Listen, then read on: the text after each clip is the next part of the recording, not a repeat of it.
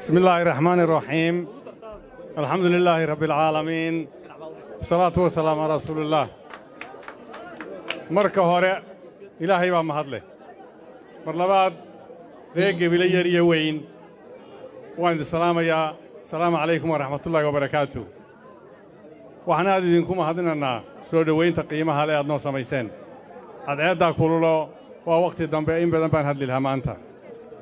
hal hays baa maanta halkan ka baxay oo ammaan ka sheegtay oo ah gebile cidna uma xidhnee codku waa wadani. haddii taa lagu dhaqmo way fiican tahay oo ceebtii hore ee gebile lagu sheegi jiray la odhan jiray qabyaaladiiyo cid baa u xidhan tahay haddii intaa lagu ilaawo. haddii laakiin hoos loo dhaadhaco oo cidi sheegata gebiley waxaan u malaynayaa anaa faani kara. markaan abtiyaday dhinac u saaro aan ku daro, markaan habaryarahay ku daro, markaan intaan abtiga ahay ku daro, markaan intaan ilmaadeeraday ku daro, baaqiga u soo hadha ha qaata ninkii gebiley wax ka sheeganaya. gebiley anigu wax baan ku bartay, waan ka soo jeedaa dhalasho, qalax baan ka baxay. 97kii baan soo maray kulmiye reer gebiley intuu mucaaradka ahaana way og yihiinoo way dhiseen. 7 sano dalka xukumayana waa aragteenoo wuxuu idin taray idin tilmaami maayo, waxba idinka sheegi maayo, idinkaa og oo u jooga. waxaan ka soo qaadi keliya waxyaalaha qaarkood eerboorka kala baydh wuu shaqayn jiray 97kii markaan imiday waddanka soo noqday. maanta xagguu ku dambeeyey? maanta yaa og? waddani waxaa ku doorataan inuu dhisayo deris wanaag dadku ku wada noolaado, inuu dhisayo nolol ta dadku u baahan yahay ee caafimaad leh, ee waxbarasho leh, ee biyo leh. gobolku waa gobolka wax soo saarka. waddani waxaad ku doorataan inuu korow mariyo wax soo saarka gobolka.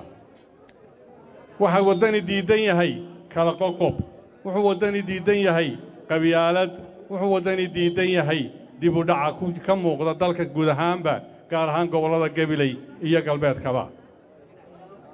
hadalka intiisa badan waxaan u dhaafi maadaama wakhti dambe tahay cadaaduna taagan tahay musharaxa xisbiga. laakiin reer gebiley waxaan leeyahay xor baad tihiin, caqligiinna isticmaala. cid kastoo Soomaalilaynina ha isticmaasho. aan ku dooranno xisbiyada waxa ay kala wataan iyo waxay damacsan yihiin. kulmiye intuu dalka soo hayay 7 sannood buu hayay. iskuul baa macallin baa beri u yaadhay ardayda wuxuu yidhi iskuulka mushkilado badan baa ka taagane waa inaan wax ka qabannaa. arday baa kaco wuxuu yidhi macallin principalkiibuu ahaa iskuulkee mushkilad may xallishaa buu yidhi. markaasuu yidhi maya muu garanay wuxuu u jeeday. wuxuu ku yidhi adigaa mushkiladdii iskuulkaa. markaa kulmiye isagaa mushkiladahan abuuray. hadduu soo noqdo mushkiladuhunbuu sii badinaye mushkilad xallili kari maayo. dhibaataduna way sii badanuun. waxaan aad iyo aad idinku mahadnaqannaa si aad noo soo dhowayseen. waxaan aad iyo aad idinku mahadnaqannaa si aad u samirteen ood qorraxda u taagan tihiin. waxaan aad iyo aad idinku mahadnaqannaa si aad noo karaamayseen. allah idin karaameeyo. Soomaaliland hadna guulaysato. waddani ha guulaysto. marka hore gebiley ha guulaysto. gobolka gebiley ha noolaado. dadkiisa hore ha u maraan. aad iyo aad baad mahadsan tihiin. waxaan ku soo dhowaynayaa musharaxa xisbiga.